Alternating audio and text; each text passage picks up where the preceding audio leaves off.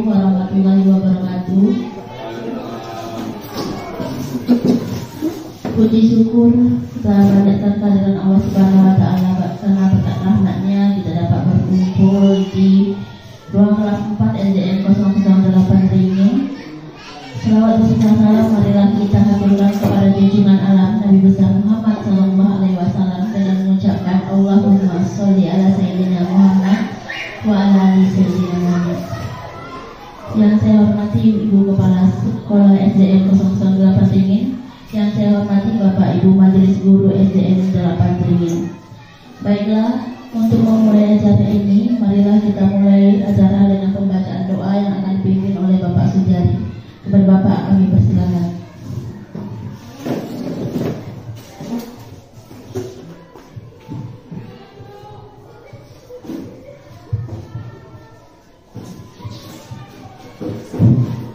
Bismillahirrahmanirrahim.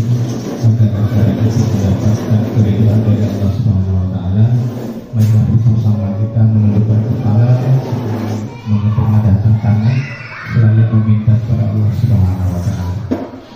Bismillahirrahmanirrahim. Alhamdulillahirabbil alamin, wassalatu wassalamu ala asyrofil mursalin wa ala alihi wasallam ajma'in.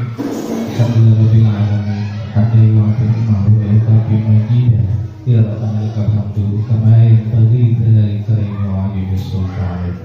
Allahumma shalli ala sayyidina Muhammad wa ala ali sayyidina Muhammad. Allahumma ighfir lana dzunubana wa liwalidayna warhamhuma kama rabbayana shaghira wa li jami'il mu'minina wal mu'minat wal muslimina wal muslimat al ahya'i wal amwat bi rahmatika ya arhamar rahimin. Allahumma arinal haqqa haqqa warzuqna tiba'ah wa arinal batila batila warzuqna tinabah. Rabbana zalamuna anfusana wa 'illam taghfir lana wa tarhamna lanakunanna minal khasirin. Rabbana atina fid dunya hasanah wa fil akhirati hasanah wa qina 'adzaban nar. Walhamdulillahi rabbil alamin. Assalamualaikum warahmatullahi wabarakatuh.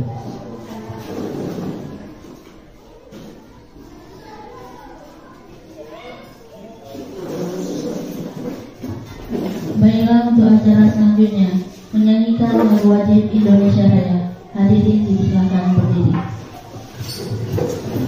Dimohon kesediaan Ibu Eni Retnasi untuk memimpin.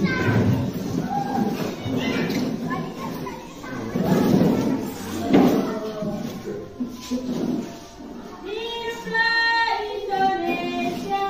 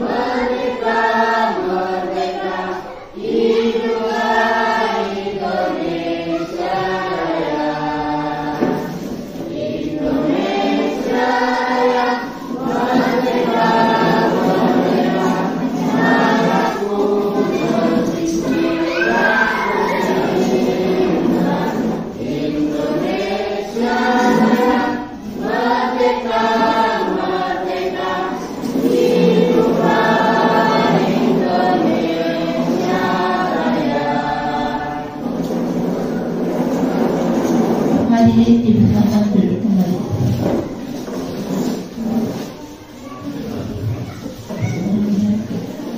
Assalamualaikum warahmatullahi wabarakatuh. Saya ucapkan ribuan terima kasih kepada Bapak Ibu Guru yang telah menyempatkan diri untuk hadir di ruangan ini dalam rangka kegiatan pengimbasan budaya positif Guru Penggerak Angkatan 10 Kabupaten Indragiri Hulu. Sebelumnya izinkan saya memperkenalkan diri. Nama saya Novi Nurmita Sari.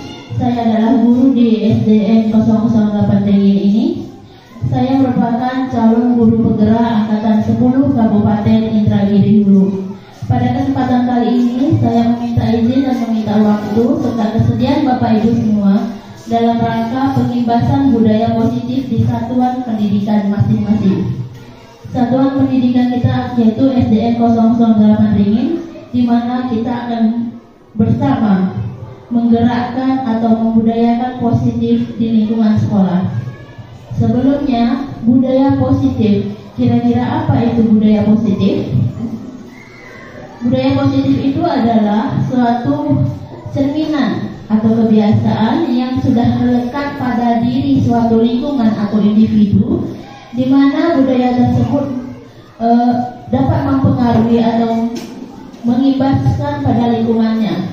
Nah, budaya positif di lingkungan sekolah yang akan saya perkenalkan pada Ibu Bapak Guru yaitu tentang perubahan paradigma proses pembelajaran, di mana pada zaman dahulu paradigma proses pembelajaran ini selalu dikaitkan dengan yang namanya aturan. Nah, di sini saya akan mencoba mengimbaskan terkait dengan aturan yang ada di sekolah. Aturan yang ada di sekolah ini kira-kira kita gunakan untuk apa Bapak Ibu? Untuk dipatuhi supaya kita ada rulesnya, ada garis komandonya dalam melaksanakan proses pembelajaran yang efektif dan efisien. Nah, paradigma ini yang kita akan rubah, aturan ini akan kita rubah menjadi yang namanya keyakinan atau kesepakatan kelas. Saya rasa Bapak Ibu semua sudah mengetahui dan sudah pernah mendengar kata dari keyakinan atau kesepakatan kelas, karena ini merupakan salah satu modul di topik PMM atau platform Merdeka Mengajar tentang keyakinan atau kesepakatan kelas dalam topik disiplin positif. Nah, budaya positif paradigma belajar yang kita ubah, yang akan kita ubah adalah di mana proses pembelajaran yang dulunya seolah-olah kita menuntut bahwa anak murid tersebut harus mengikuti aturan yang kita buat secara sepihak. Benar kan Bapak Ibu? Selama ini kan biasanya aturan kita yang membuat, anak yang mengikuti. Nah, dalam proses paradigma pembelajaran ini kita akan merubah, di mana anak tersebut akan menyadari akan tanggung jawabnya berdasarkan kesepakatan atau aturan yang mereka buat sendiri. Nah, contohnya, misalnya datang terlambat. Nah, ini kita akan berubah, datang terlambat, maka anak tersebut akan kita beri sanksi atau hukuman. Nah, paradigma belajar ini akan kita rubah ke arah budaya positif. Apakah tidak boleh menghukum anak Bapak Ibu? Contohnya jika anaknya datang terlambat, apakah kita bisa menghukum anak? Bisa? Nah, kalau selama ini kita kan selalu, kalau anaknya datang terlambat kita beri hukuman. Nah, pada paradigma yang kali ini yang akan kita ubah. Anak tersebut tidak diberi hukuman, tetapi anak tersebut mengetahui hal yang akan ia lakukan. Nanti kita juga akan belajar tentang yang namanya segitiga restitusi. Untuk paradigma pembelajaran ini kita akan merubah mindset atau cara pikir kita sebagai seorang pendidik, di mana anak tersebut akan menyadari seutuhnya posisinya sebagai seorang pelajar. Dia bisa mengatur dirinya untuk mengembangkan dirinya secara sadar akan tanggung jawab atau hal-hal yang baik bagi dirinya.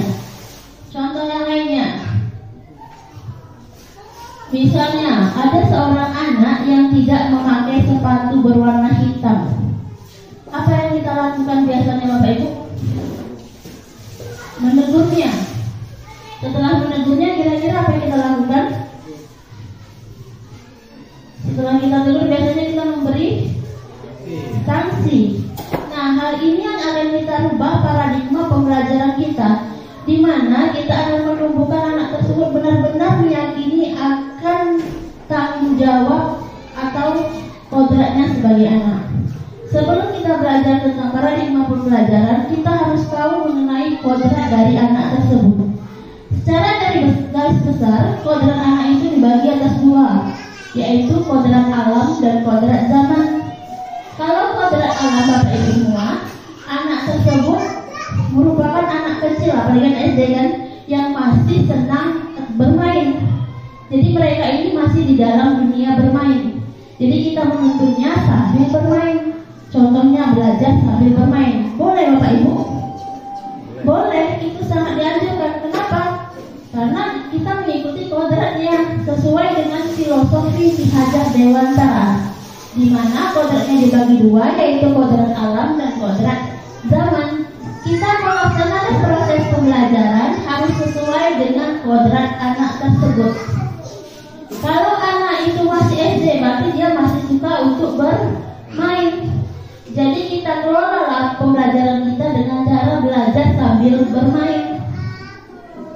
Kemudian kalau kodrat zaman, kita harus mampu menyesuaikan kebutuhan anak-anak dengan situasi sekarang atau situasi saat ini. Contohnya, kalau sekarang anak-anak sudah pandai pakai HP, HP-nya udah tersambung juga dengan internet, maka kita bisa merubahnya. Contohnya, dulunya kita membuat poster menggunakan karton. Sekarang kita bisa mengubahnya menjadi menggunakan aplikasi Canva. Jadi posternya berupa poster digital. Nah, ini yang harus dirubah supaya proses pembelajaran kita menjadi menarik dan tidak membosankan, dan anak juga merasa nyaman dengan apa yang kita sampaikan. Kembali ke paradigma proses pembelajaran, di mana anak tersebut menjadi sadar atau butuh atau haus dengan pembelajaran. Nah, inilah kerjasama atau kerja keras yang akan kita buat bersama. Bagaimana supaya anak itu benar-benar butuh dengan kita, butuh dengan pelajaran yang kita berikan. Nah, ini merupakan PR atau kajian yang sangat berat. Kira-kira sampai di sini tentang paradigma pembelajaran, apakah ada yang ingin ditanyakan Bapak Ibu?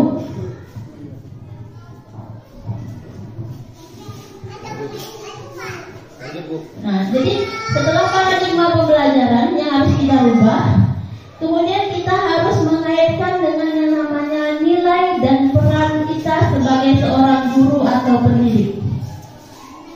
Nilai dan peran guru salah satunya adalah mandiri. Mandiri itu adalah di mana guru tersebut mampu mengembangkan kompetensi dirinya, secara mandiri atau dilakukan secara sendiri. Maksudnya, contohnya kita menggunakan aplikasi Zoom untuk mengikuti kegiatan pengembangan kompetensi, bukan hanya untuk mencari sebuah sertifikat, tetapi bagaimana kita bisa mengembangkan diri melalui pelatihan-pelatihan yang ada saat ini. Nah, setelah kita mengembangkan pelatihan tersebut, lalu kita akan mengimbaskannya ke lingkungan sekolah kita. Itu yang mandiri. Kemudian kita harus bisa kreatif.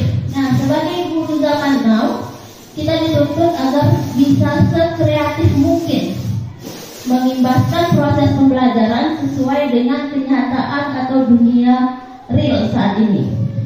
Nah, jadi misalnya contohnya tentang ilmu pengetahuan alam tentang pubertas.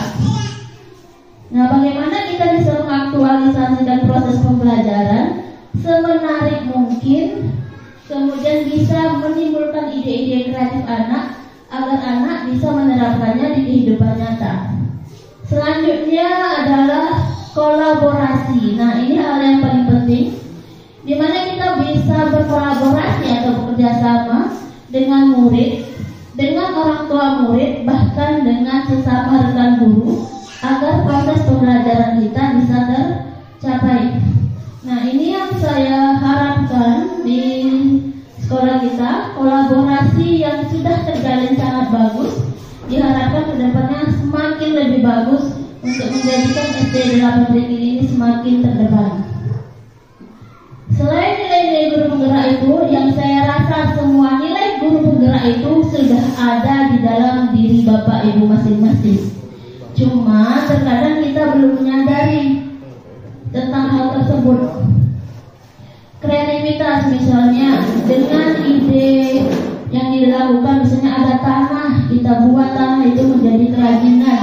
Nah, nilai apa yang terkandung pada murid tersebut? Yaitu nilai kreativitas, inovatif, dan kerja sama. Sebenarnya hal-hal tersebut sudah ada di dalam diri Bapak Ibu semua, cuma mungkin belum menyadari.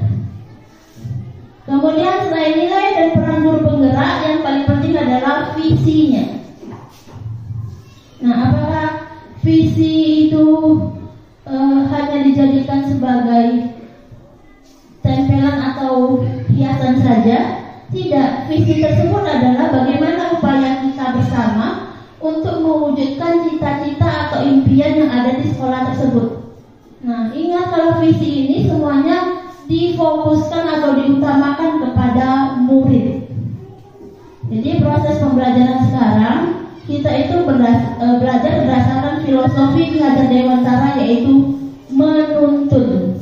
Jadi Bapak dan Ibu diharapkan harus selalu bisa menuntun semua murid kita untuk belajar sesuai dengan kesadaran dirinya, sehingga terciptalah yang namanya budaya positif.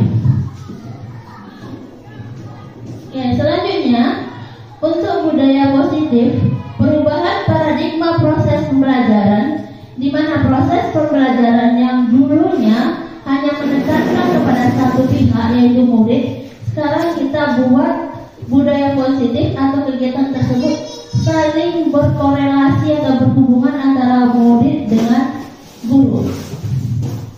Nah, budaya positif ini harus kita sesuaikan dengan kebutuhan dasar manusia. Apa saja kebutuhan dasar manusia itu? Kebutuhan dasar manusia itu yang pertama adalah butuhnya untuk bertahan hidup. Ada sebagian murid yang memang memerlukan atau kelemahannya misalnya di bertahan hidup. Contohnya, dia ingin ke sekolah, tetapi kondisinya tidak memungkinkan sehingga anak tersebut tidak datang ke sekolah. Apa yang kita lakukan sebagai seorang pendidik? Kita diharapkan bisa menuntun anak tersebut supaya dia bisa tetap bertahan hidup atau tetap bekerja, tetapi sambil menimba ilmu. Kemudian kebutuhan dasar selanjutnya adalah kebutuhan rasa ingin disayangi. Contohnya ada beberapa murid yang terkadang itu terus yang kita panggil. Rasanya hampir setiap hari ya Bapak Ibu kita memanggilnya, tetapi seakan tidak ada perubahan yang terjadi. Nah, mungkin saja anak tersebut memiliki kebutuhan untuk disayangi atau diperhatikan. Kemudian kebutuhan selanjutnya adalah di mana kebutuhan anak tersebut ingin menjadi teman. Jadi dia butuh dukungan psikologis dari kita sebagai seorang pendidik. Nah, kira-kira selain kebutuhan tadi, menurut Bapak Ibu apakah ada lagi kebutuhan anak yang lain?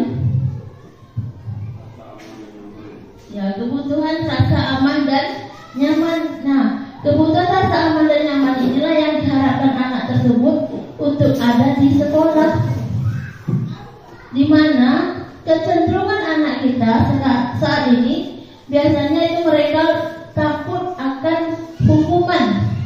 Jadi, kenapa kamu mengerjakan PR nak? Biar tidak dihukum. Nah, hal inilah yang kita harapkan tidak dijawab atau tidak terjadi pada anak kita. Yang kita inginkan, kalau memang dia mengikuti aturan sekolah itu memang tumbuh dari dasar kakinya atau dasar dirinya memang betul-betul kebutuhannya, bukan hanya sekedar menghindari sanksi atau hukuman. Oke, selanjutnya kebutuhan apa lagi Bapak Ibu?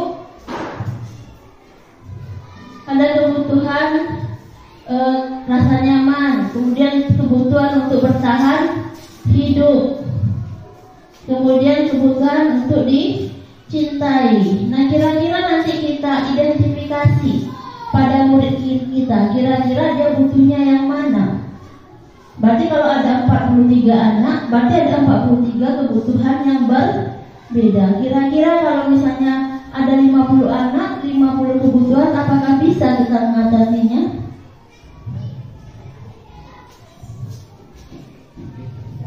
...50 anak dengan 50 kebutuhan dalam satu waktu, kira-kira apakah bisa kita menyanggupi atau mengikutinya? Tidak. Lalu bagaimana solusinya kira-kira Bapak Ibu? Ya Pak? Ya diambil per kelompok. Jadi kita harapkan proses pembelajaran kita ini biasanya pembelajaran yang berdiferensiasi. Bisa kita gunakan model pembelajaran berkelompok untuk mengidentifikasi atau memudahkan kita dalam menangani anak dalam proses pembelajaran. Bisa kita gunakan discovery learning, bisa kita gunakan problem based learning, project based learning, kemudian ada MHT, semuanya bisa kita gunakan agar memudahkan kita dalam mengelola proses pembelajaran. Nah, ini untuk kebutuhan dasar manusia. Nah, jadi memang sebagai seorang pendidik kita dituntun atau diharuskan untuk menjadi penuntun murid secara seutuhnya. Apa yang dibutuhkan murid itu harus kita sediakan dengan catatan harus suka rela. Jadi sebagai seorang guru bukan kerjaan kita banyak, tetapi memang sebagai seorang manusia yang diberikan kelebihan oleh Allah sebagai seorang pendidik, kita diharapkan mampu menuntut atau melayani anak murid kita. Oke, selanjutnya Bapak Ibu, bagaimana setelah kita mengetahui kebutuhan dari anak murid kita, apa yang kita lakukan?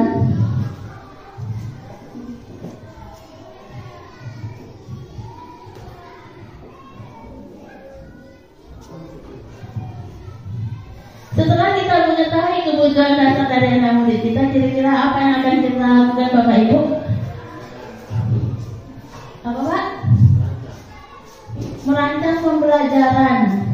Oke, setelah kita merancang pembelajaran, otomatis pembelajaran yang kita rancang harus sesuai dengan kebutuhan anak. Kalau semuanya sudah dijalankan, insya Allah proses pembelajaran akan terasa lebih mudah, menyenangkan, dan lebih efektif. Setelah merancang proses pembelajaran, kita kembali ke budaya positif yang namanya segitiga restitusi. Jadi segitiga restitusi itu ada 3 tahapan. Yang pertama adalah menstabilkan identitas, kemudian meyakinkan tindakan atau evaluasi tindakan, dan yang ketiga menanyakan keyakinan. Sebelum kita masuk ke segitiga restitusi, kita pelajari dulu tentang keyakinan kelas. Jadi keyakinan kelas ini sebenarnya Bapak Ibu sudah kita lakukan atau sudah kita laksanakan setiap hari di sekolah, atau yang sering kita kenal sekarang dengan nama aturan kelas, tapi namanya sekarang berubah menjadi keyakinan kelas. Apakah hanya namanya saja yang berubah? Tidak. Kalau aturan itu biasanya terikat dan biasanya kita buat sendiri. Kalau keyakinan itu bagaimana kita merangkul anak-anak untuk membuat proses pembelajaran senyaman mungkin sesuai dengan kebutuhannya. Oke, contoh yang pertama, anak-anak dilarang ribut di dalam kelas. Nah, kata-kata tersebut haruslah sebenarnya muncul dari anak tersebut. Jadi sebelum kita masuk ke tahun ajaran baru atau proses pembelajaran di awal, kita kumpulkan anak-anak di dalam kelas, kemudian kita kita tanyakan apa yang mereka inginkan agar proses pembelajaran di kelas berjalan dengan lancar. Misalnya, Bu, saya maunya si A tidak mengganggu saya. Suruh dia buat di kertas, kemudian ditempelkan di papan tulis. Jadi setiap anak menuliskan kira-kira apa yang mereka inginkan agar pembelajarannya berjalan dengan lancar. Jadi setelah mereka tuliskan, mereka tempelkan ke papan tulis. Setelah semua keinginan anak terkumpul, tugas kita sebagai guru merangkum hal yang dia inginkan dengan kalimat positif. Contohnya, saya tidak mau diganggu oleh si A, Bu. Maka kalimat positif yang akan kita tuliskan di keyakinan kelas adalah saling menghargai. Kemudian yang kedua, dilarang makan dan minum di dalam kelas. Nah, kata dilarang ini cenderung ke arah yang negatif yang tidak akan menimbulkan karakter atau budaya positif pada anak. Jadi kita rubah katanya menjadi makan dan minum di luar kelas. Jadi katanya harus dijadikan kalimat-kalimat positif yang diharapkan bisa merangsang seluruh murid agar bisa mematuhinya. Jadi kesepakatan kelas ini mereka yang buat, maka mereka juga lah yang harus melaksanakan. Nah, setelah mereka melaksanakan atau mengetahui tentang kesepakatan kelas yang kita buat bersama, bagaimana kalau misal ada anak yang masih melanggar? Menurut Bapak Ibu, kira-kira misalnya si A sudah kita buat kesepakatan kelas, yaitu saling menghargai. Namun dia masih saja mengganggu temannya. Kira-kira apa yang akan kita lakukan?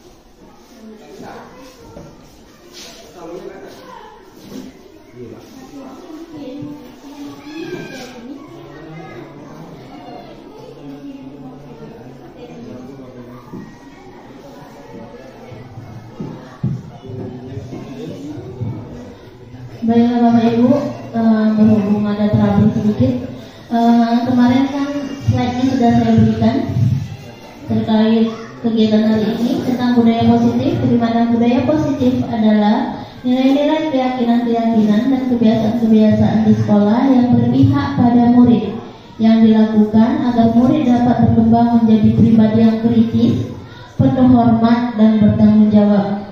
Nah, sementara pada saat ini yang kita temui, anak kita memang kritis, tetapi cenderungnya tidak hormat. Nah, kira-kira mengapa hal ini bisa terjadi? Maka kita perlu merefleksikan kepada diri kita sendiri sebagai seorang pendidik. Jadi sebelum menuntut anak tersebut, kita harus melakukan yang namanya proses menuntun kodrat anak. Di mana kodrat anak tadi terbagi atas dua, yaitu kodrat alam dan kodrat zaman. Di mana kodrat alam anak tersebut, karena anak kita masih di usia sekolah dasar, maka dia masih dunianya bermain. Maka dia harus terus belajar sambil bermain. Ini yang harus dilakukan. Kemudian kodrat zaman, kita harus menyesuaikan anak kita dengan perkembangan yang ada saat ini. Kalau misalnya anak tersebut mau menggunakan media kayak handphone untuk belajar, kita bisa memfasilitasi anak tersebut supaya tujuan dari pembelajaran kita tercapai. Jadi tidak bisa kita paksakan anak kita sesuai dengan kehendak kita lagi, tetapi kita lah yang harus menuntunnya. Selanjutnya ada beberapa konsep dari inti budaya positif. Yang pertama, perubahan paradigma belajar. Seperti yang saya katakan tadi, bahwa kita mengubah proses pembelajaran anak menjadi proses pembelajaran yang menyenangkan dan dibutuhkan anak. Jadi bukan kitalah yang menentukan alur pembelajaran, tetapi kita menjalankan sesuai keinginan dan kebutuhan murid. Selanjutnya adalah disiplin positif, nilai-nilai kebajikan, kebutuhan dasar manusia, motivasi perilaku manusia, posisi kontrol guru, keyakinan kelas, dan segitiga restitusi. Yang pertama, pembelajaran dengan paradigma baru. Pembelajaran dengan paradigma baru merupakan pembelajaran yang dirancang berdasarkan prinsip pembelajaran yang berdiferensiasi sesuai dengan kebutuhan murid, di mana kita menciptakan proses pembelajaran agar benar-benar murid tersebut butuh dan ingin mempelajari sesuai dengan kebutuhannya. Kemudian ada miskonsepsi yang terjadi, di mana yang kita lakukan atau yang saya lakukan, contohnya adalah guru yang mengontrol murid, kemudian membuat murid juga merasa bersalah. Contohnya, saya ingin belajar tentang pubertas, saya yang menyediakan materi, saya yang merancang pembelajarannya sampai dari instrumennya, kemudian tujuan yang dicapai, langkah-langkahnya. Bukan seperti itu lagi sekarang, tetapi kita belajar sesuai apa yang dia butuhkan. Kita tanya pada anak, kira-kira kalau tentang pubertas, apa yang paling kita butuhkan? Oh, tak bisa Bu, sekarang anak kita banyak yang pasif. Nah, inilah kerja keras kita, bagaimana kita menstimulus anak-anak supaya dia mampu berpikir kritis dan butuh akan pembelajaran tersebut. Kita sajikan misalnya sebuah gambar, kemudian kita suruh anak itu bernalar kritis atau mengeluarkan ide-idenya. Setelah mereka keluarkan ide-idenya, barulah kita bisa merancang pembelajaran sesuai dengan kebutuhan anak tersebut. Jadi bukan kita yang menentukan semuanya lagi Bapak Ibu. Misalnya besok kamu harus ulangan, materinya ini, bukan, tetapi sesuai dengan apa yang mereka butuhkan.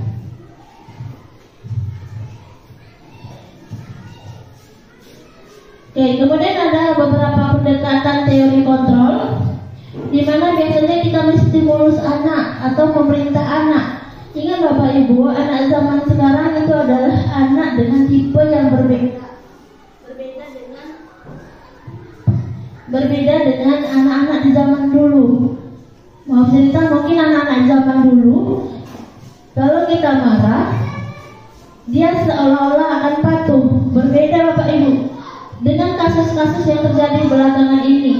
Anak zaman sekarang semakin kita keraskan, maka dia akan semakin merasa tidak dipedulikan dan tidak dihormati. Apa yang terjadi? Terjadi tindakan kriminalitas. Kemudian bagaimana kita merubah proses pembelajaran ini menjadi hal yang positif? Itulah kerja keras yang akan kita lakukan bersama. Jadi kita mulai anak-anak ini dengan budaya positif, salah satunya dengan kata-kata yang positif.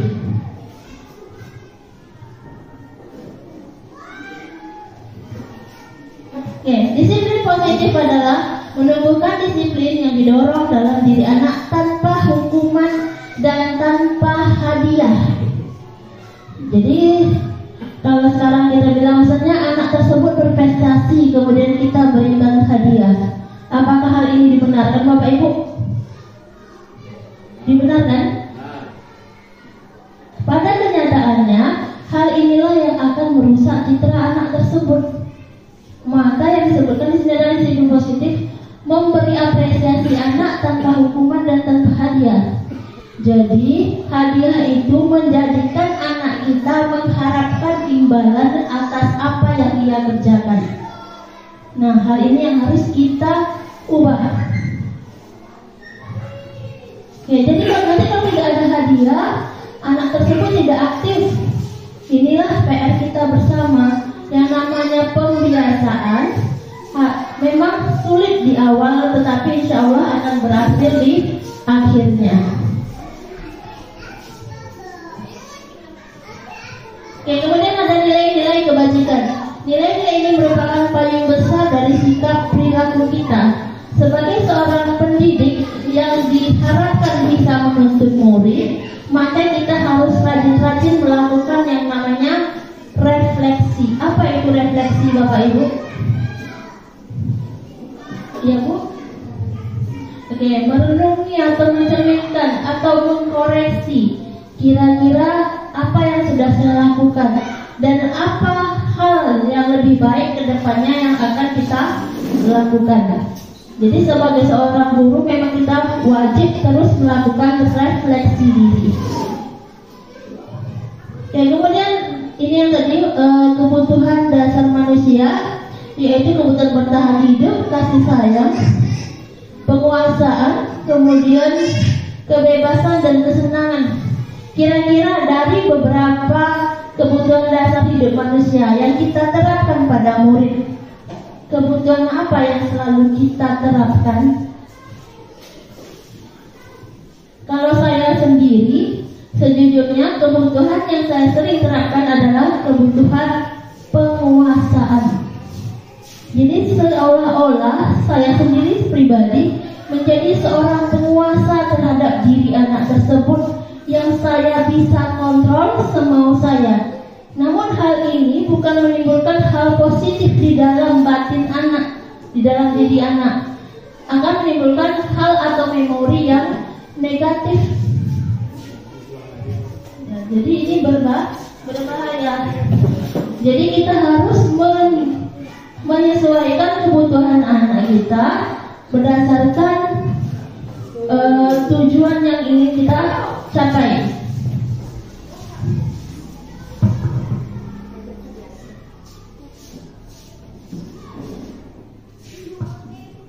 Oke, ada dari kebutuhan dasar manusia ini ada juga yang namanya motivasi perilaku manusia. Motivasi perilaku pertama adalah untuk menghindari ketidaknyamanan atau hukuman. Nah, kira-kira ini terjadi tidak di sekolah kita Bapak Ibu? Terjadi. Misalnya anaknya datang terlambat, dia bersembunyi saking takutnya akan adanya hukuman. Jadi ketepatan waktu itu bukan kesadaran dari diri. Kemudian dia tidak mengerjakan tugas, dia diam saja, ditanya dia diam saja, bahkan ada yang menangis. Nah, ini sebenarnya anak ini adalah tipe anak yang menghindari ketidaknyamanan. Kemudian untuk mendapatkan imbalan atau penghargaan dari orang lain. Terkadang ada anak kita, misalnya kita adakan suatu kegiatan, pasti yang ditanya adalah apa hadiahnya, Bu? Nah, hal ini yang akan kita coba rubah. Anak tersebut mengharapkan hadiah atau imbalan atas apa yang ia lakukan. Hal ini akan menjadikan citra yang buruk bagi anak tersebut. Selanjutnya adalah untuk menjadi orang yang mereka inginkan dan menghargai diri sendiri dengan nilai-nilai yang mereka percaya. Mereka kekeh dengan apa yang mereka lakukan itu benar. Apakah boleh kita bantah? Apakah boleh kita ubah? Kalau dia ke arahnya negatif, boleh kita ubah, tetapi dengan cara pembiasaan perlahan.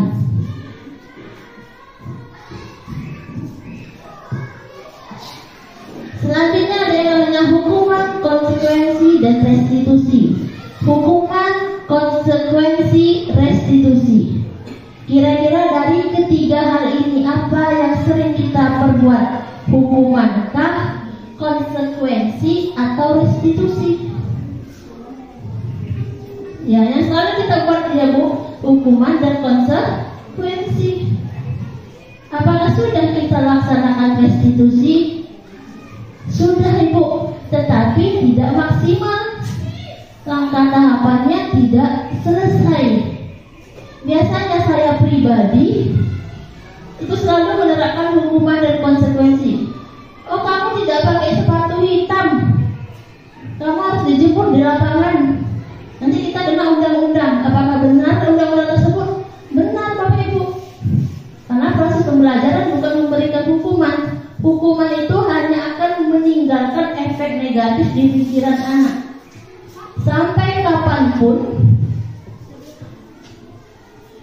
kapanpun mereka mengenang kita. Oh, ini ibu yang menghukum saya. Apakah kita mau dijadikan seperti itu? Oh, ini bapak ini kalau misalnya saya tidak buat PR, tangan saya dipukul. Sampai jumpa di jalan, misalnya ban motor kita rusak atau sepeda motor kita kempes. Oh, biar aja lah Bapak itu. Nah, hal inilah yang akan kita ubah.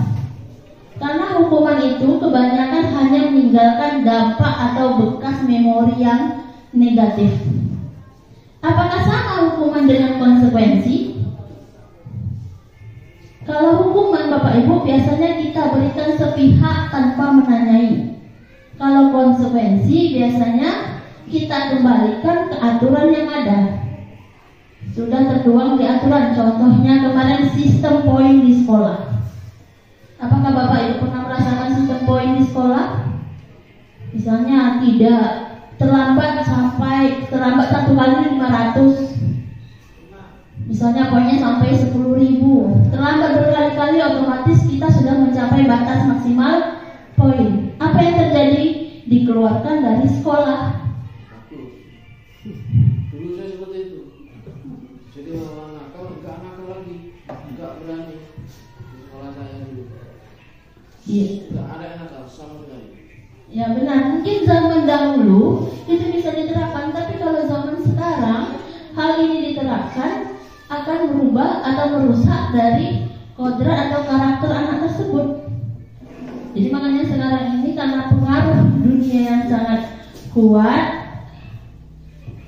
lingkungan yang sudah sangat luas penyebarannya atau informasinya, hal ini nanti diviralkan sehingga menjadi ancaman atau kembali kepada diri kita. Nah, maka yang kita lakukan adalah restitusi. Restitusi ini adalah pertama kita stabilkan anak tersebut. Contohnya ketika dia berkelahi, kita panggil anak itu terlebih dahulu. Setelah kita panggil, kita tanya, kamu kenapa? Udah makan?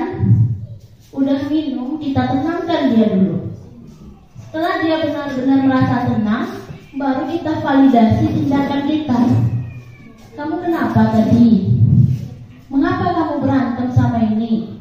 Apa penyebabnya? Nah, dengan sendirinya anak tersebut akan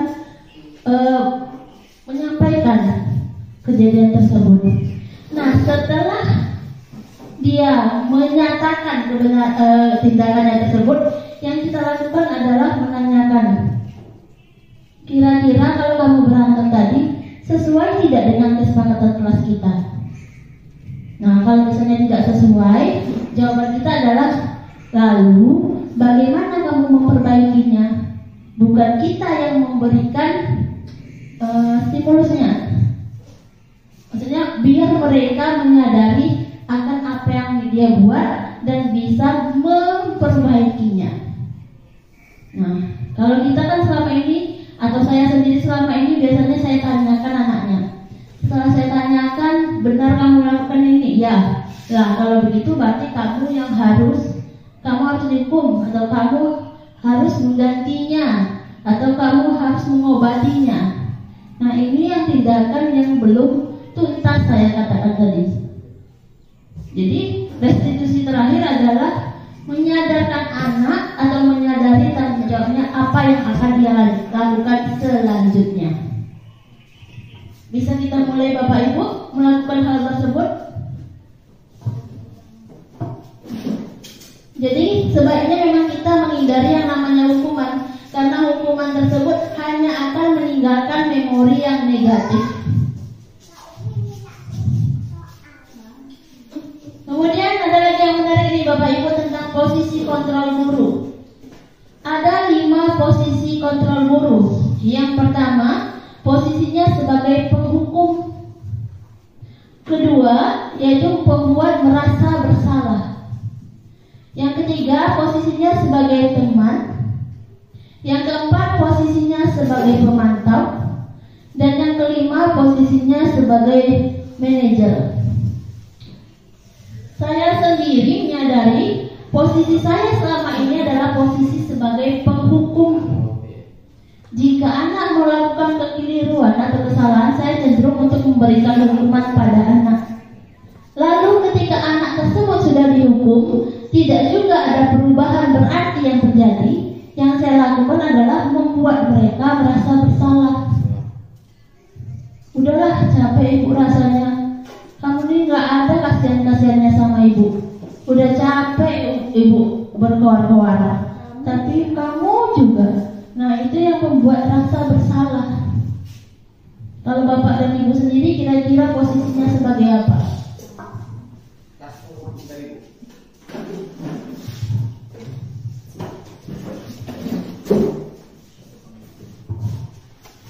Iya, benar sekali apa yang disampaikan Ibu Novi tadi.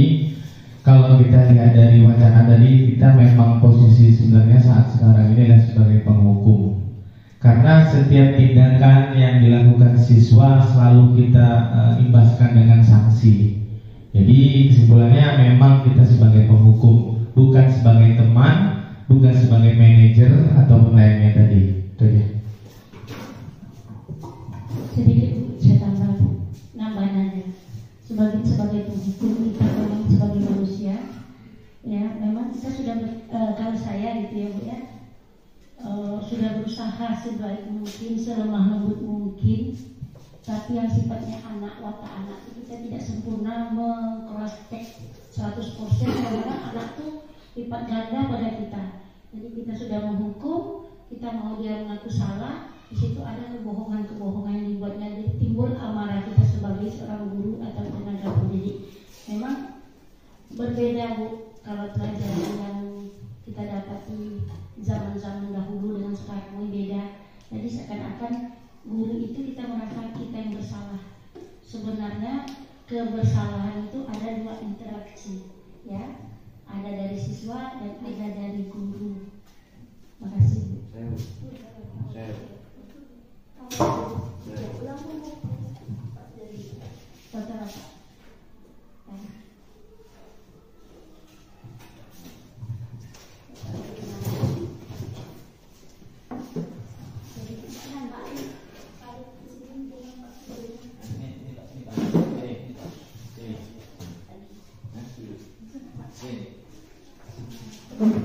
Baik, terima kasih Bu. Ini pendapat saya.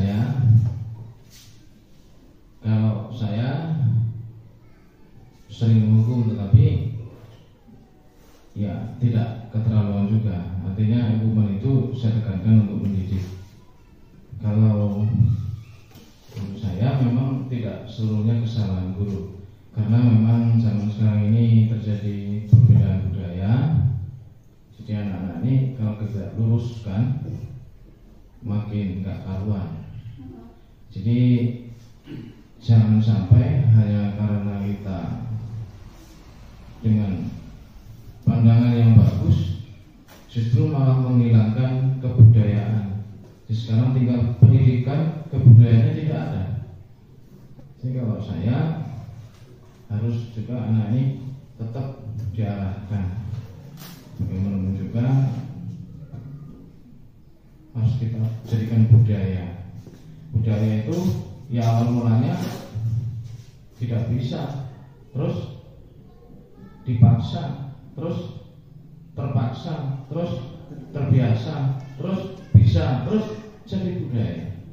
Jadi kalau tidak kita gitukan, tidak berbudaya. Terima kasih banyak.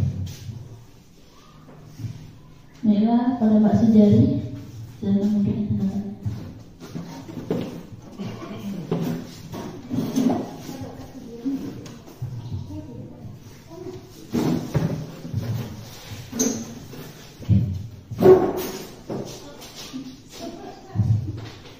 Terima kasih Ibu Nabi dan semuanya. Kalau kita lihat tadi memang benar ya, sekarang ini jauh berbeda antara pendidikan ketika kita masih di sekolah dengan pendidikan yang sekarang ini. Artinya memang ada perubahan. Kalau kita melihat secara mendalam, pendidikan ini jauh perubahannya sebenarnya. Jauh itu lebih baik sebenarnya ya. Bagaimana cara kita untuk menyikapi pendidikan ini? Namun untuk di perilaku apa segala macamnya memang juga jauh. Kalau dulu kita itu sangat memang menghargai sekali, bukan berarti anak sekarang tidak menghargai ya, tapi dulu memang ada jiwa penanaman seperti yang disampaikan Pak Ari bahwa tadi pendidikan. Nah, jadi kita memang benar-benar ditanamkan oleh guru-guru kita terdahulu bagaimana cara itu. Pertama adalah akhlak atau etik perilaku dulu yang diutamakan, karena perilaku kita kepada guru, teman, orang tua itu yang dulu yang lebih didulukan. Kalau sekarang ini sepertinya nggak seperti itu. Lebih diutamakan bagaimana mengembangkan. Nah, jadi pengalaman beda antara sekarang dengan dahulu itu mungkin saya rasa. Tetapi kalau dalam dunia pendidikannya jauh lebih bagus sekarang sebenarnya, bahkan lebih meningkat. Itu tinggal kitanya saja. Itu saja tambahan dari saya. Terima kasih Bu. Ya, terima kasih pendapatnya pada Bapak Ibu semua. Memang sebenarnya posisi penghukum ini kayaknya memang agak sulit untuk kita tinggalkan. Pembuat merasa bersalah juga ataupun teman. Nah, namun yang kita harus tekankan adalah bagaimana kita membiasakan diri menjadi manajer bagi anak-anak. Bagaimana mereka bisa memperbaiki kesalahan yang mereka buat dengan kesadaran dirinya. Jadi misalnya contohnya, posisinya sebagai manajer contohnya, misalnya kenapa kamu datang terlambat? Kamu dari mana tadi nak? Udah minum atau belum? Misalnya kita lihat dia lagi ngos-ngosan seperti itu kan, udah makan atau belum? Kira-kira dia udah tenang, udah bisa diajak komunikasi. Benar kamu terlambat tadi. Kalau misalnya kata ibu tadi, oh dia mungkin akan berbohong. Kalau kita tanyakan terusan, insya Allah nanti akan kita temui kejujuran dari anak tersebut. Setelah kita temui kejujuran, baru kita bilang, nah kamu tahu kan kamu melakukan kesalahan, kira-kira apa yang akan kamu lakukan? Nah, jadi kita kembalikan ke anak. Jadi dengan sampai hukuman itu kita berikan, ibaratnya hanya dari kita.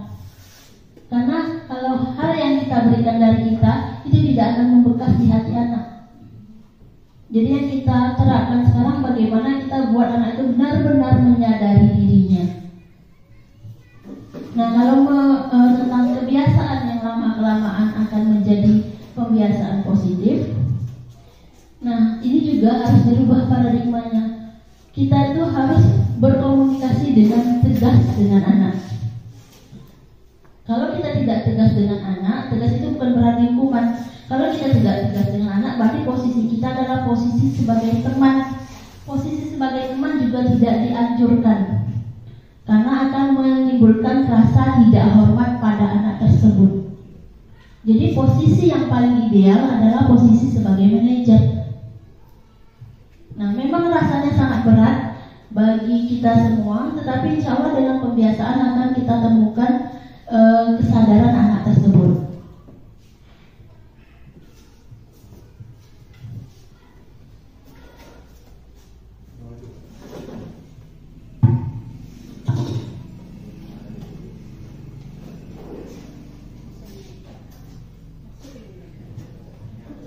Oke, kemudian ini ada contoh penerapan 5 posisi kontrol pada guru. Sekarang saya tanyakan beberapa pertanyaan, kira-kira menurut Bapak dan Ibu posisi kita di mana? Yang pertama adalah hormat pada bendera selama 15 menit. Posisi kita di posisi mana, Bapak Ibu? Iya, posisi apa kira-kira?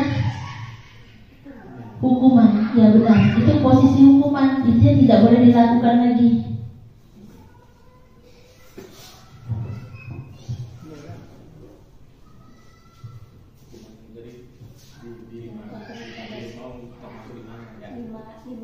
Ya, tadi kan ada 5 posisi kontrol dulu sebagai penghukum, pemberi rasa bersalah, sebagai teman, pemantau, dan manajer. Nah, saya akan berikan beberapa pernyataan. Silakan Bapak jawab sesuai dengan pemahaman.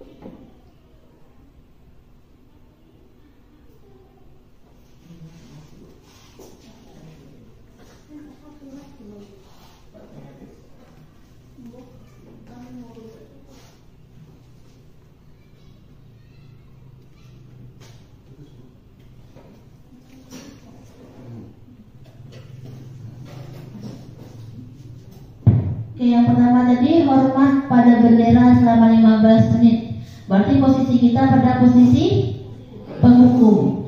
Yang kedua, harus berapa kali Ibu katakan pada kamu, nak, pakailah atribut upacara dengan lengkap, namun kamu tetap saja tidak mematuhinya. Membuat merasa bersalah. Yang ketiga, ayolah ikuti aturan sekolah, pakai atributmu, jangan seperti ini sebagai teman. Nah, kata-kata ayolah ini membuat anak seolah-olah tidak menghormati kita. Jadi ini yang harus dihindari. Kemudian kamu kan sudah tahu aturan sekolah, tetapi kenapa kamu masih melanggarnya?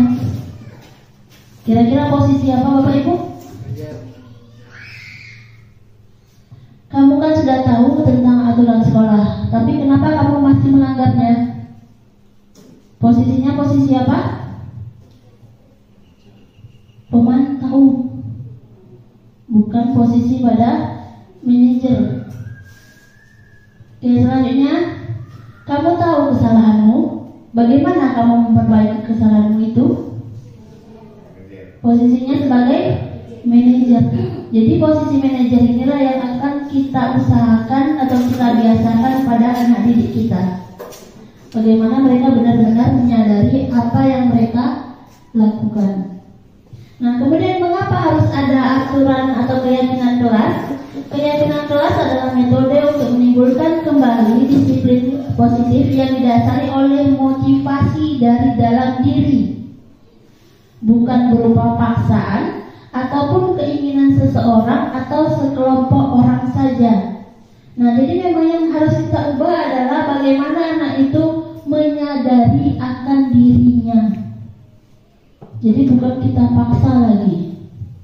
Kenapa hal ini dilakukan? Untuk menimbulkan memori negatif yang lama. Nah, kemarin kami juga sudah belajar tentang trapesium usia. Kira-kira Bapak Ibu pernah tidak merasakan atau memori negatif di sekolah kemarin? Pernah? Masih ingat Bapak Ibu? Masih ingat orang gurunya? Apa yang Bapak rasakan?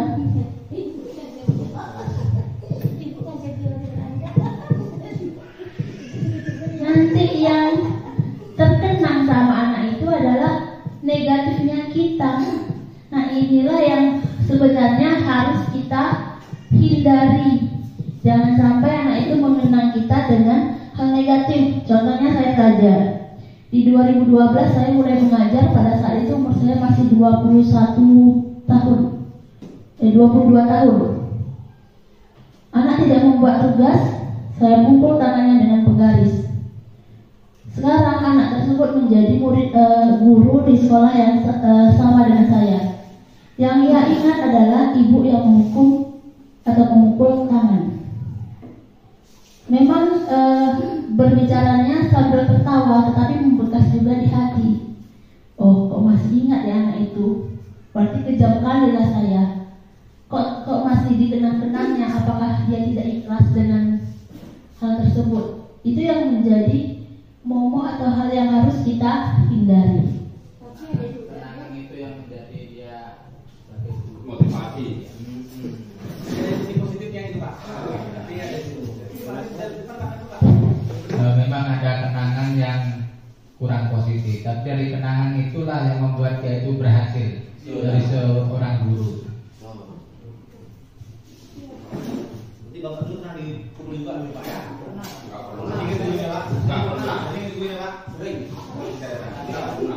Ya bagaimana Pak?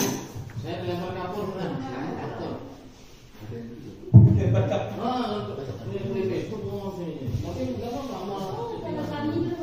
Terima kasih.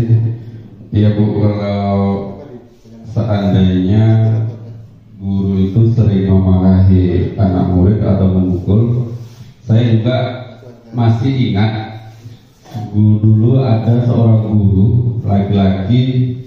Kalau dia mengajar, dia orangnya pendiam, namun yang dipegangnya kalau dulu adalah penghapus dari kayu. Penghapus Bu. Ya. Dia mencatat di papan tulis. Dia memang orangnya agak sangar. Dia jarang ngomong asal salah, melempar penghapus yang dari kayu. Nah itu. Jadi banyak sebagian anak murid yang mencap bapak itu adalah memang seorang pemarah, ya, suka memukul. Namun ada juga yang menjadikan motivasi anak muridnya supaya belajar lebih giat. Nah itu dari segi positifnya. Jadi ada motivasi untuk anak. Kalau guru yang galak itu memang banyak kesan yang tidak baik. Namun ada kesan yang baik adalah untuk meningkatkan belajar kita. Terima kasih.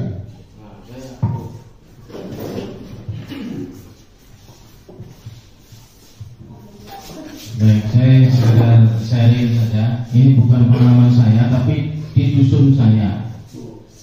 Nah, ada sebuah SMP. Di situ tuh SMP pembuangan tuh. Pembuangan setiap belajar terus kekaryaan. Pembuangan. Tidak ngaku. Orang itu larinya ke SMP 5. Ganti kepala sekolah. Kepala sekolahnya Pak R inisialnya. Kemudian setiap pagi berdiri di depan pintu gerbang itu bahwa ini pemukul. Jadi setiap anak yang salah dipukul habis, yang tidak kuat anaknya Pak Taji berhenti sampai sekarang ke sekolah. Besok pagi sekolahnya dilempari ini bangkai ayam banyak-banyak. Sekarang sekolahnya favorit Bu. Sekarang disegani banyak yang sekolah ke situ. Nah, jadi bagus sekarang. Disiplinnya bagus. Dulu awalnya memang ada di situ memang pokoknya dilempari ini apa tuh bangkai ayam, kan banyak yang melihara ayam di sana. Terus ada juga yang berhenti nggak kuat, tapi efeknya justru sekarang jadi sekolah bagus. SMP 5 separuh sekarang sekolahnya ke SMP 4. Nah, dan kepala sekolahnya pernah Pak dosen malah Pak Mas siapa itu namanya sekarang di Pekanbaru. Pas masih situ. Terima kasih Bu.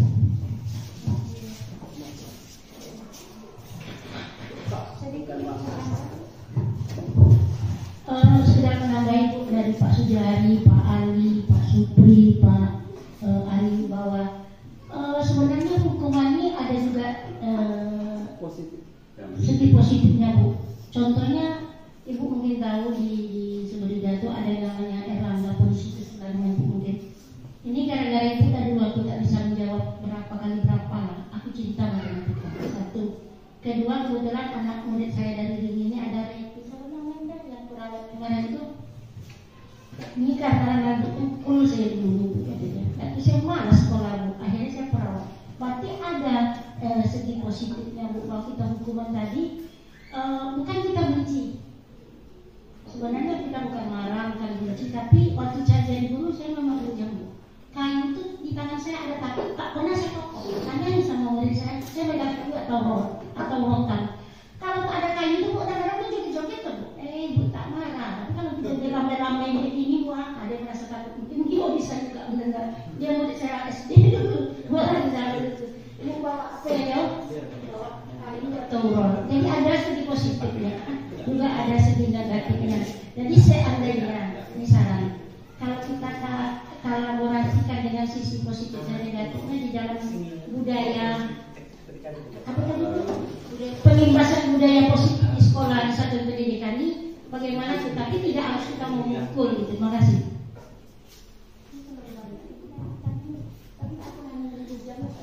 Baiklah, pertanyaan Bapak dan Ibu semua ini sebenarnya juga saya sudah diskusikan berkali-kali, bahkan saya sampai ibaratnya ngotot gitu sama fasilitator.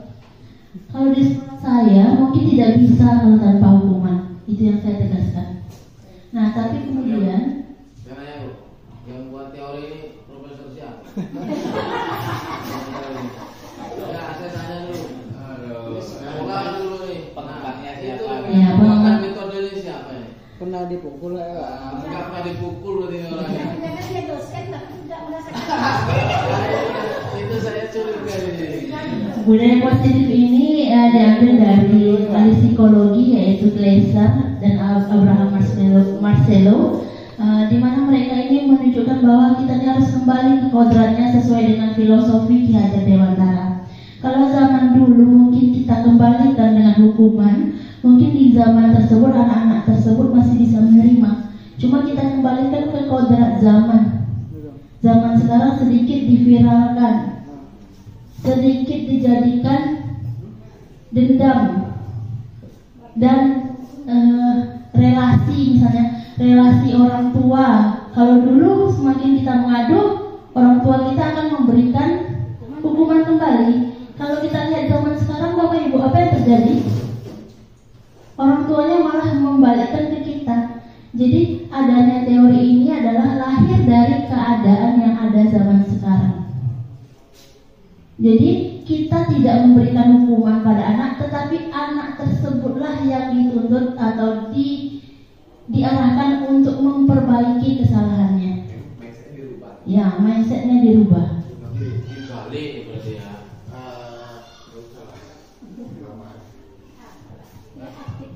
Menyambung sama Pak itu, Pak Arif, teorinya siapa? Saya paham waktu ibu sama apa itu ya, saya berdebat. Satu yang jadi pertanyaan, siapa tadi itu? Ahlinya yang dipakai itu siapa tadi? Taman Siswa itu? Bukan Taman Siswa, bukan dari Taman Siswa. Siapa tadi? bukan yang taman siswa tadi, yang dari taman siswa. Ya. Dia ada Dewan Tari itu Bu, orang Jawa Bu. Pertama dia filosofinya itu pakai filosofi Jawa. Karakter budaya Jawa.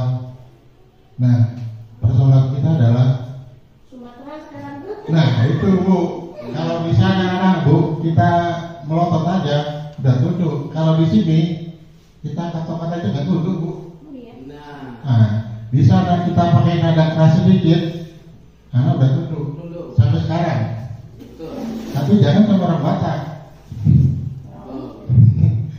Walaupun keras sama-sama keras nanti. Maksud saya bukan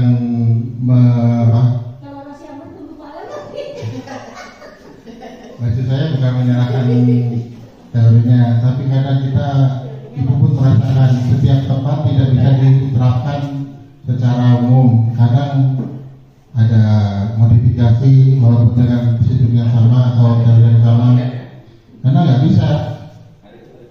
Kalau kita ngatasin di sini, taruhlah anak di kita nih, saya kan kemarin dari Ciambul, anak sini sama Ciambul itu beda Bu.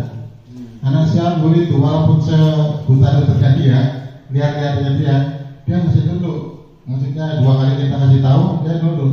Tapi anak sini 5 kali pun tak dengar. Jadi kadang teorinya bagus, tapi tempatnya yang kita cocok. Nah begitu mungkin kalau dari segi teori oke lah, tapi dari segi wilayah atau tempat kondisi kadang-kadang kita harus menyesuaikan budayanya. Ya kalau dulu di sana masih bawa parang, sekarang tidak. Pelan-pelan kita Bu ya. Masih.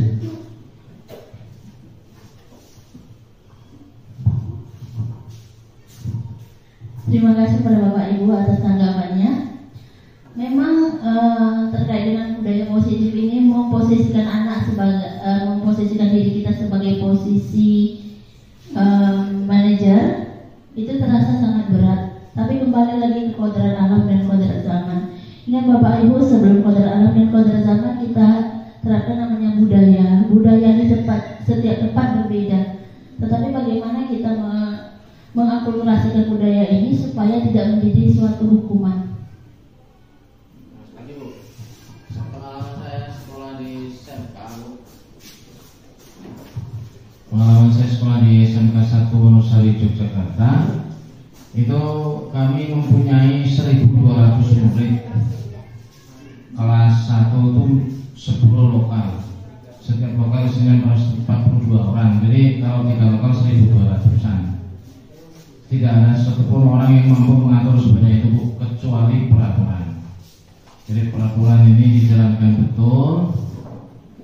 Jadi sama aja, anak-anaknya jadi sadar sendiri. Oh saya nggak melakukan inilah, yang begitu. Tanpa gurunya ngomong. Ada banyak, ada ketua OSIS itu sampai DO dikeluarkan karena sudah melampaui poin.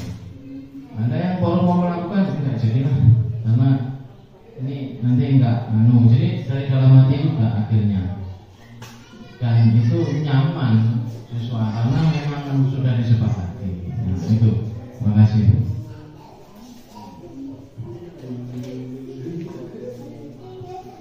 Oke, baik. Seperti tanggapan dari Bapak Ali bahwa tadi itu yang sudah nyaman, akhirnya nyaman itu karena sudah disepakati. Nah inilah yang kita akan rubah Bapak, bahwa aturan itu kita ubah menjadi keyakinan atau kesepakatan, namanya kesepakatan kelas. Jadi yang dihindari sekarang ini adalah beberapa aturan yang dibuat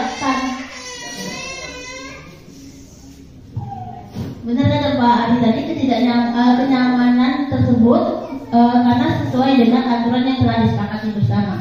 Dalam kegiatan kali ini bagaimana kita membuat aturan tersebut menjadi sebuah kata kesepakatan atau keyakinan bersama. Jadi bukan aturan lagi. Nah, jadi aturan ini bagaimana ada keterlibatan murid atau yang melaksanakannya dengan pembuatannya. Yang kita hindari sekarang ini adalah membuat aturan yang hanya kita kita sendiri membuatnya tanpa melibatkan atau menyesuaikan dengan kebutuhan orang yang diberi aturan atau kesepakatan. Jadi paradigma pembelajaran yang sekarang, bagaimana kita membuat kesepakatan bersama untuk menciptakan pembelajaran yang efektif dan nyaman untuk kita bersama pula.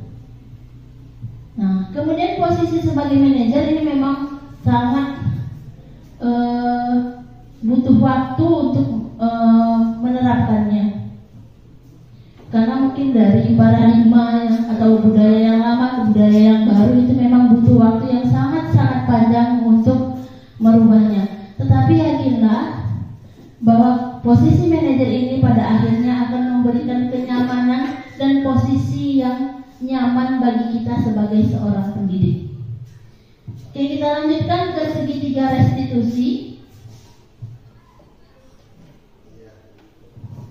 Segitiga restitusi adalah proses menciptakan kondisi bagi murid untuk memperbaiki kesalahan mereka sehingga mereka bisa kembali pada kelompok mereka dengan karakter yang lebih kuat. Nah, contohnya, misalnya ada murid kita yang menumpahkan air di meja. Nah, apa yang kita lakukan? Kamu yang numpahkan air, bersihkan. Nah, seperti itu yang dihindari. Sebaiknya kita panggil dulu, kita tanya benar tidak dia yang melakukan. Setelah kita tanya, dia mengakui, bagaimana kamu memperbaiki kesalahannya? Ya Bu, saya lap mejanya. Nah, hal seperti itulah yang akan atau yang kita inginkan ke depannya. Tapi kalau seandainya kita nampak, Bu, makasih Bu. seandainya kita nampak anak tadi menumpahkan air, contohnya, gitu kan? Terus kita kamu kan boleh kata kamu kan. Sebenarnya kata kamu itu tidak boleh kita memojokkan anak kan gitu. Seharusnya kita anak tadi kita bawa dengan 5 kontrol guru tadi kan berteman gitu. Cuma anak itu kadang-kadang posisi kita kata Pak Ibnu tuh, nah kalau di Jawa tuh kita anak aja takut. Jadi anak tuh kalau seandainya kita tahu mereka tuh memang menumpahkan, kita bilang kamu langsung ngaku apa boleh gitu. Posisinya itu yang kita terapkan, yaitu posisi kelima, yaitu posisi sebagai manajer. Jadi sebelum kamu kayak menumpahkan, bukan seperti itu, tetapi kita panggil dulu, kita stabilkan identitasnya. Walaupun kita nampak. Iya, tetap kita harus menstabilkan identitasnya. Karena dengan menghukum anak di depan siswa yang lain akan merusak karakter anak tersebut. Itulah yang harus kita hindari. Kira-kira ada lagi pertanyaan Bapak Ibu? Untuk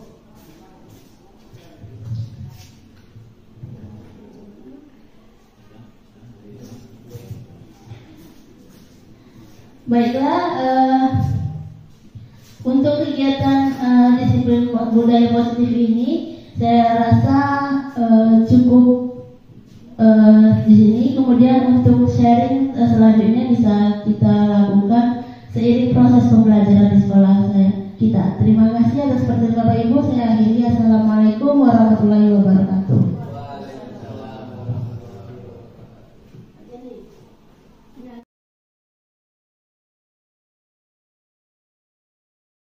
Assalamualaikum warahmatullahi wabarakatuh.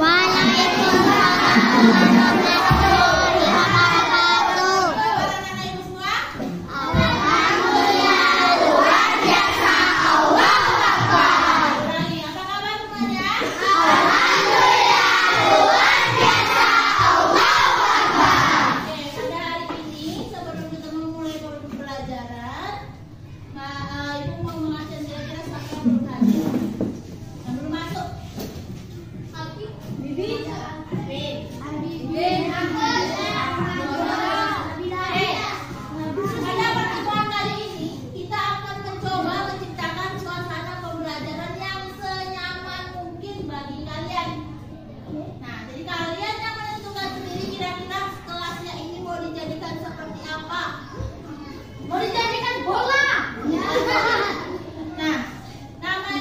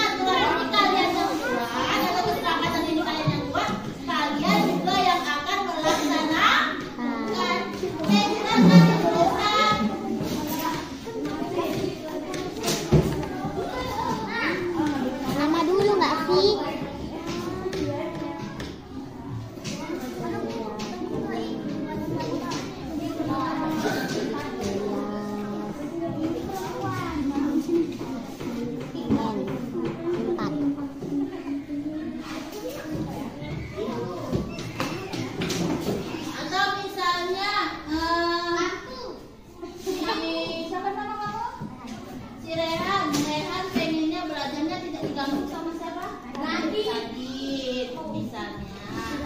Habis itu yang laki-laki misalnya lihat temannya, Bu, si ini sering pakai bedak, Bu, sering pakai lip gloss.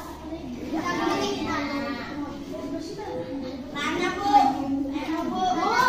si ini sering tak pakai sepatu, Bu, atau Bu, si ini sering mengambil pena saya, Bu, sering naikin pena dia, Bu. Itu sering ayat Bu misalnya. Pokoknya apa yang kalian inginkan supaya kelas kalian ini jadinya nyaman untuk kalian belajar. Misalnya, ini kan, Bu, kelasnya kotor, Bu, piketnya tak mau bersihkan. Tulis.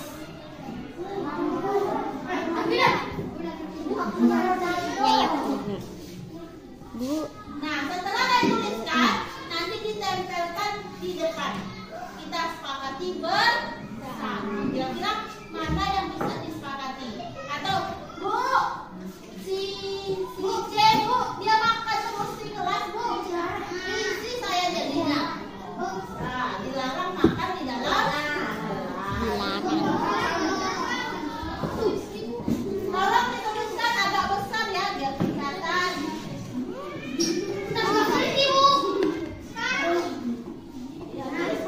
Larang. Apa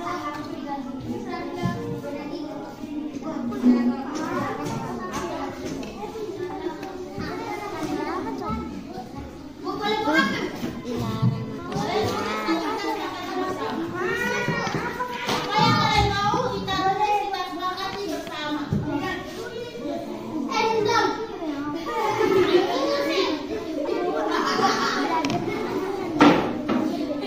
Ayo coba ditulis yang sudah ditempelkan di papan tulis. Aku nggak ngerti.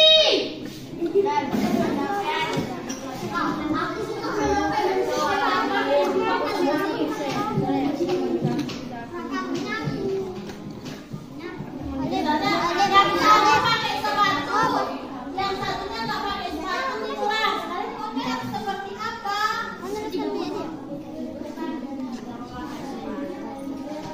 Rizky, Bu, ingat ya, kesepakatan kelas ini kita buat bersama dengan tujuan belajarnya lebih nyaman, lebih baik, dan juga menciptakan kedisiplinan. Kalian yang membuat kesepakatan kelas, maka kalian juga harus bertanggung jawab dengan yang kalian kerjakan.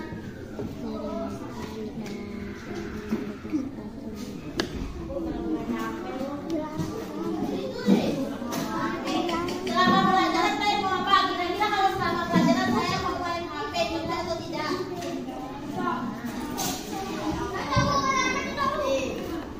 Bu, boleh bawa HP, Bu? Selama belajar saya akan main HP cocok tidak? Tahu ganggu, Bu. Masih di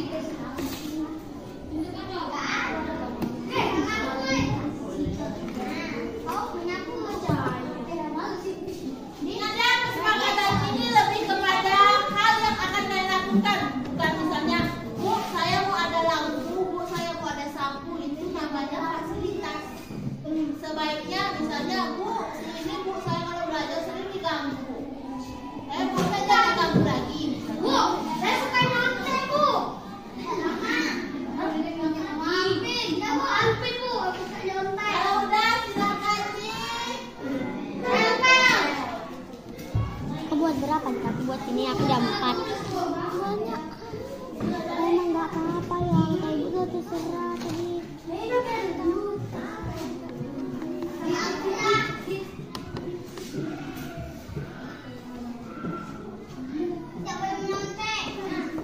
Misalnya, Bu, selama pelajaran, Bu, saya rasanya haus, Bu. Saya pengen minum. Boleh, Bu, kalian tulis. Bu, katanya tuh orang panjang udah potong, Bu. Tulis.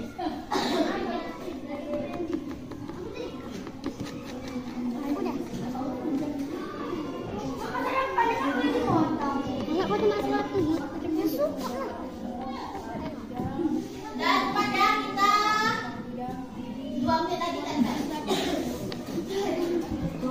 aja banyak gitu, masa aku cuma satu.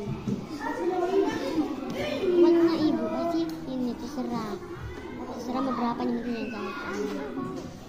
Kira-kira kalau misalnya rambutnya panjang, nyaman tidak belajarnya? Ini bukan